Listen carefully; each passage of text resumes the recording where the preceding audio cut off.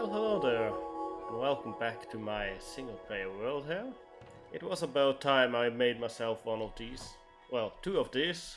They are very useful. I have to get my sorting system in there with some shulker boxes and stuff so I can bring more stuff with me. I'm here in my industry area, I guess. Here's the iron farm I made a couple of videos ago, and I didn't include in the video, but I made this very tiny pumpkin and melon farm. The redstone is really simple. You can see all of it here. It's just the dust, the block, the observer. That's the thing. And there we see it go. And it's added a little trinkle of pumpkins and melon slices while I'm down in the skeleton farm. This iron farm, it has provided. I have emptied it a couple of times. Isn't the best of design, mainly because it's breaking. I am currently waiting for night because the villagers can't spawn in any iron golems. What I have to do is wait for night, then block up and put something in front of the view between the zombie and the villagers so they can't see them and can get to bed. That's the issue. They are constantly panicking, and at some point they lose their ability to connect with a bed, and then when they can't go to the bed they can't spawn in golems. So I have to constantly resetting that. So I probably need to just make another design at some point, but it has provided like 5, 6, 7 stacks of iron perhaps. Anyways, I'm starting the episode here because I want to make a moss farm here. I was considering making it a bone meal farm, but we get so much bones from down here that I don't think I need it at this point. It's not like I'm going to use a lot of bones. I mainly need the bones for bone meal.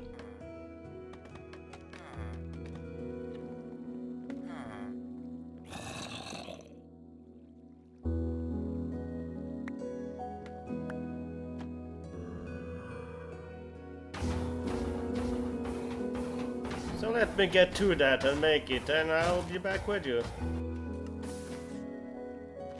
Here we are, a working moss farm.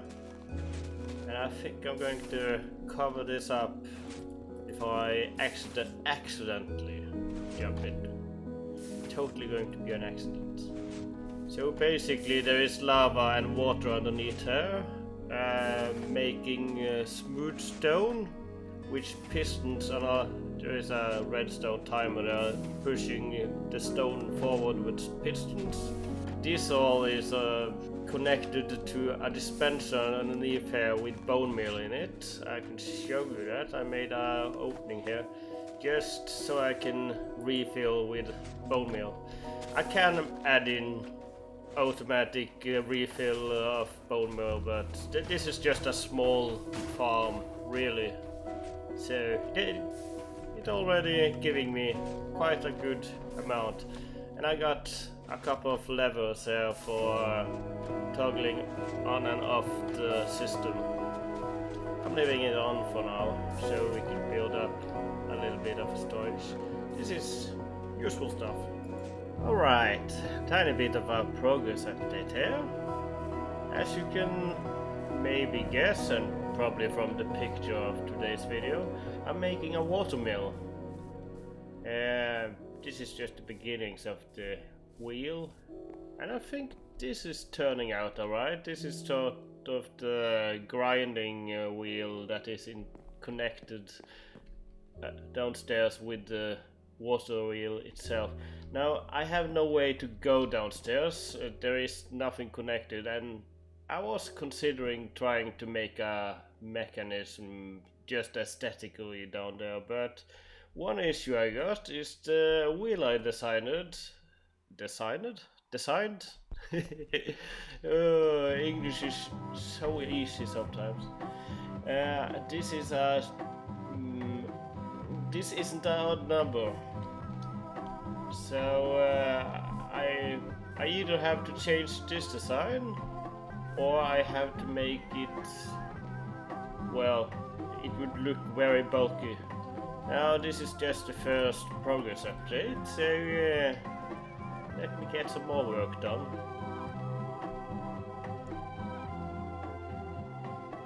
Alright, progress update. This isn't really the best angle to look at this from, but as you can see we got our little watermill. No water yet, but it's getting there. So as you can see, the shape of the roof is very similar to the one I made over there. Different materials. I went for the mangrove logs, planks rather. And at first I used spruce wood instead of the oak wood here, but it was blending in with the water wheel way too much. So it was just too much spruce. And I think this contrasts very well with dark oak and mangrove wood. And these are actually spruce logs. They fit very well with the dark oak, very similar.